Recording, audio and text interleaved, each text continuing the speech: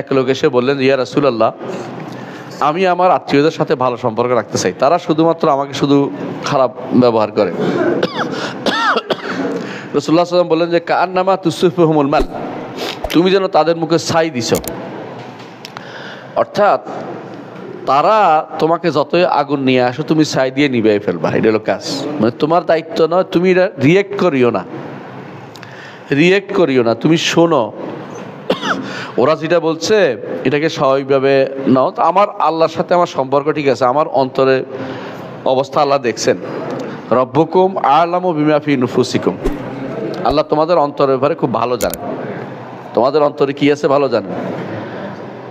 রব্বুকুম আ'লামু বিমা ফি নুফুসিকুম ইন তাকুনু সালিহিনা, যদি তোমরা নেককার হও, ফা ইন্নাহু কানা লিল আওয়াবিনা গফুরা, তাহলে আল্লাহ তাআলা যারা ক্ষমাশীল, যারা আল্লাহর দিকে প্রত্যাবর্তন করে তাদেরকে তিনি ক্ষমা করে দিবেন।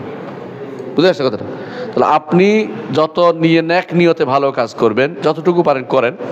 কেউ যদি আপনার সাথে খারাপ ব্যবহার করে এটাকে আপনি ইগনোর করে যান। এই খারাপ ব্যবহারটাকে আপনি এটাকে আবার বারবার উল্লেখ করেন, কেন খারাপ ব্যবহার করলো এটার সাথে আমার, হ্যাঁ খারাপ ব্যবহার পাবেন আপনি, স্বাভাবিক জিনিস, কিন্তু এর বিকল্প আপনি পাবেন নেক নিয়ত হলে একসময় আল্লাহ তাআলা এটাকে তাদের অন্তরে ধারণ করাই দিবে যে এই তো খারাপ কিছু চাচ্ছে বলে আমি দেখতেছি না এই পর্যন্ত, তার মনের ভিতরে এটা হয়তো জাগ্রত করি তাদের অন্তরে। সুতরাং আপনি আল্লাহর কাছে দোয়া করেন যেন আল্লাহ তাদের অন্তরটা ঠিক করে দেয়, আর আপনি আপনার ভালো কাজ করে যান, যতটুকু সম্ভব নেক কাজ করে যান। যেটুকু ভুল তারা বুঝুক, আমাদের কিছু করার নাই।